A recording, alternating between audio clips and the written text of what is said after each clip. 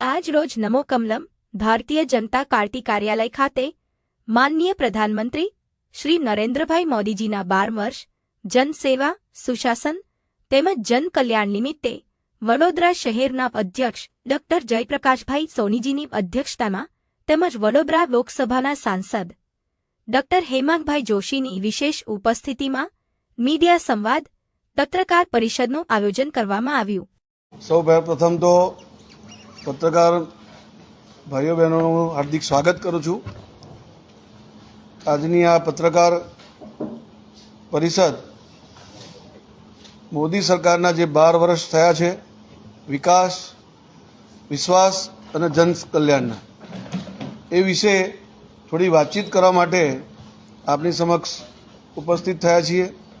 આ પત્રકાર પરિષદમાં મારી સાથે ઉપસ્થિત વડોદરાના લોકપ્રિય સાંસદ અને ભારતીય જનતા યુવા મોરચાના પ્રદેશના અધ્યક્ષ એવા ડૉક્ટર હેમાંગભાઈ જોશી, જેઓ આપણી સાથે કેન્દ્ર સરકારના જે વિકાસના કામો છે વિસ્તૃત વાત આજે કરવાના છે। સાથે સાથે શહેરના પ્રથમ નાગરિક મેયર શ્રીમતી ગીતાબેન, શહેરના મહામંત્રીશ્રીઓ શ્રી લકુલેશભાઈ, દીપકભાઈ, રમેશભાઈ તેમજ કોર્પોરેશનના હોદ્દેદારો, સ્ટેન્ડિંગ કમિટીના ચેરમેન શ્રીમતી વર્ષાબેન, નેતા પક્ષ શ્રીમતી શ્વેતાબેન, દંડક શ્રી વિજયભાઈ, મીડિયાના ઇન્ચાર્જ પાર્થભાઈ, સહ ઇન્ચાર્જ કિરણભાઈ અને સૌ મીડિયાના અમારા કાર્યકર્તાઓ, આઈટી સેલ અને સોશિયલ મીડિયાના પણ કાર્યકર્તાઓ આજે ઉપસ્થિત છે। સૌનું હું હૃદયથી સ્વાગત કરું છું। આજની આ જે પત્રકાર પરિષદ છે એમાં અમે વાતચીત મૂકીએ એ પહેલાં એક નાનકડી ઓડિયો વિઝ્યુઅલ મોદી સાહેબના 12 વર્ષની બનાવવામાં આવી છે, એ આપની સમક્ષ પ્રસ્તુત કરવામાં આવશે। ત્યારબાદ કેટલાક મુદ્દાઓની વાત હું કરીશ અને વિકાસની યાત્રાની વાત આપણા સાંસદ શ્રી ડૉક્ટર હેમાંગભાઈ આપની સમક્ષ મૂકશે। જે 12 વર્ષ વિકાસ, વિશ્વાસ અને જનકલ્યાણ એને લઈને રાષ્ટ્રીય પત્રકાર વાર્તા પણ યોજાઈ, પ્રદેશની અમારી પત્રકાર વાર્તા પણ યોજાઈ અને આજે વડોદરા મહાનગરની પત્રકાર વાર્તામાં આપ સૌનું સ્વાગત છે।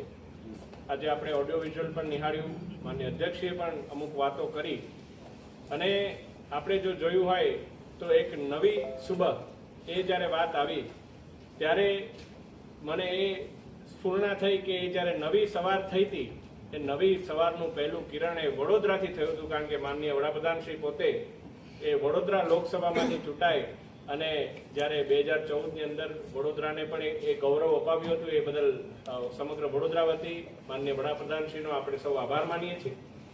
જે સરકારની 2014થી 2026 સુધીની આ 12 વર્ષની આ યાત્રા એ નિરંતર પ્રગતિપથ પર અગ્રેસર રહી છે। આપણે સશક્ત, સમૃદ્ધ અને સુરક્ષિત ભારતનો જે સંકલ્પ લીધો હતો તે આજે પૂર્ણ રૂપે સાકાર થઈ રહ્યો છે। આપણા યશસ્વી વડાપ્રધાન શ્રી નરેન્દ્ર મોદીજીનું સ્પષ્ટ કહેવું છે કે વિકાસ આપણા માટે 24 કલાક 7 દિવસ અને 12 મહિના ચાલતું મિશન છે। આજે આપણી કાર્ય સંસ્કૃતિ બદલાઈ ચૂકી છે। હવે જેનો શિલાન્યાસ અમે કરીએ છીએ તેનું ઉદ્ઘાટન પણ અમે જ કરીએ છીએ। શ્રદ્ધેય અટલ બિહારી વાજપેયીજીએ વર્ષ 2000માં જે પ્રધાનમંત્રી ગ્રામીણ સડક યોજનાનો દૂરદર્શી પાયો નાખ્યો હતો, આજે તેણે ગ્રામીણ ભારતની તસવીર સંપૂર્ણપણે બદલી નાખી છે। તમને જાણીને ગર્વ થશે કે એ ગાળાથી લઈને વર્તમાન સમય સુધી ગામડાઓમાં લગભગ 8 લાખ કિલોમીટર પાકા રસ્તા બની ચૂક્યા છે, જેમાંથી લગભગ 4 લાખ કિલોમીટર માત્ર છેલ્લા 12 વર્ષોમાં બન્યા છે। આ રસ્તાઓએ આપણા ગરીબ ભાઈઓ બહેનોના જીવનમાં વિકાસની એક નવી સવાર લાવી દીધી છે।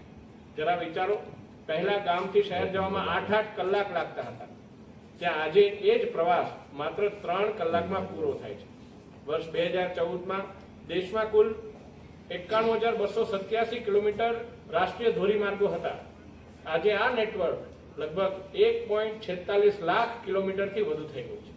દેશમાં આજે દરરોજ લગભગ 34 કિલોમીટરથી વધુ નવા ધોરીમાર્ગો બની રહ્યા છે, જેની સરેરાશ વર્ષ 2014માં માત્ર 11.6 કિલોમીટર પ્રતિ દિવસ હતી। સરકારે દુર્ગમ વિસ્તારોમાં પણ વિકાસની ધારા પહોંચાડી છે, જેના બ્રિજ, નવો પમ્બન બ્રિજ, અટલ ટનલ જેવી સેંકડો જટિલ અને વિશાળ ઇન્ફ્રાસ્ટ્રક્ચર યોજનાઓએ દેશની પ્રગતિને એક નવી ઝડપી ગતિ આપી છે। 2014 સુધી રેલવેનું આધુનિકીકરણ એ એકમાત્ર સ્વપ્ન હતું. આજે ભારતીય રેલવેનું લગભગ 99.6% વધુ બ્રોડગેજ વિદ્યુતીકરણ પૂર્ણ થયું છે.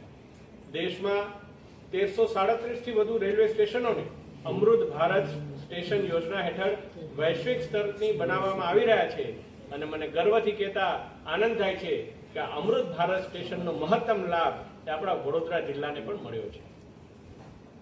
2014માં માત્ર 5 શહેરોમાં 248 કિલોમીટરનું મેટ્રો નેટવર્ક હતું. આજે ભારતની 26 થી વધુ શહેરોમાં 1095 કિલોમીટરથી વધુનું મેટ્રો નેટવર્ક થઈ ગયું છે, જે દુનિયામાં સૌથી ઝડપથી આગળ વધતી પરિવહન સિસ્ટમ છે. આઝાદીના 67 વર્ષોમાં દેશમાં માત્ર 74 હવાઈ મથકો હતા. છેલ્લા 12 વર્ષમાં મોદી સરકારે 90 થી વધુ નવા હવાઈ મથક બનાવ્યા છે અને આ સંખ્યા આજે 164 ને પાર કરી ગઈ છે. ભારત હવે દુનિયાનું ત્રીજું સૌથી મોટું ઘરેલું ઉડ્ડયન બજાર બની ગયું છે. ઉડાન યોજનાએ હવાઈ ચપ્પલ પહેરનારા સામાન્ય માણસને પણ હવાઈ મુસાફરીની તક આપી છે. યુવાનોને ભણતર અને સારવાર માટે છેલ્લા 12 વર્ષમાં 23 નવી એમ્સ અને મેડિકલ કોલેજોને મંજૂરી આપવામાં આવી છે. પૂર્વોત્તર ભારતના નાગરિકોની વર્ષો જૂની માંગને પૂરી કરતા આસામમાં પહેલી એમ્સ સ્થાપિત કરવામાં આવી છે. છેલ્લા 12 વર્ષમાં દેશનો વિકાસ તો થયો જ છે, સાથે જ આપણી સંસ્કૃતિ, ચેતના અને રાષ્ટ્રીય ગૌરવને પણ એક નવી ઓળખ મળી છે. ગુલામીની માનસિકતામાંથી મુક્તિ મેળવવા રાજપથનું નામ કર્તવ્ય પથ અને ઇન્ડિયા ગેટ પર નેતાજી સુભાષચંદ્ર બોઝની ભવ્ય પ્રતિમા પણ લગાવવામાં આવી છે. બાબા સાહેબ ડોક્ટર ભીમરાવ આંબેડકરના જીવન સાથે જોડાયેલા 5 મુખ્ય સ્થળોને પંચતીર્થના રૂપમાં વિકસિત કરવામાં આવ્યા છે. આદિવાસી સમાજના મહાનાયક ભગવાન બિરસા મુંડાજીની જયંતિને જનજાતીય ગૌરવ દિવસ ઘોષિત કરીને એ વીરોને સન્માન આપવામાં આવ્યું છે, જેમને ઇતિહાસમાં ભૂલી દેવાયા હતા. નવા ભારતના બુલંદ વિચારોના પ્રતીક તરીકે સરદાર પટેલની સ્ટેચ્યુ ઓફ યુનિટી અને નવા સંસદ ભવનનું નિર્માણ કરવામાં આવ્યું છે. રેસકોર્સ રોડનું નામ લોક કલ્યાણ માર્ગ અને મુગલ ગાર્ડનનું નામ અમૃત ઉદ્યાન કરવામાં આવ્યું છે. નવી સંસદમાં પવિત્ર સેંગોલને પણ સ્થાપિત કરવામાં આવ્યું છે. અંદમાન નિકોબારના 21 ટાપુઓના નામ આપણા પરમવીર ચક્ર વિજેતાઓના નામ પર રાખવામાં આવ્યા અને પોર્ટ બ્લેરનું નામ પણ બદલીને શ્રી વિજયપુરમ કરવામાં આવ્યું છે. આપણા વીર શહીદોની યાદમાં બનેલું રાષ્ટ્રીય યુદ્ધ સ્મારક આજે દરેક ભારતીયોને દેશપ્રેમની પ્રેરણા આપી રહ્યું છે.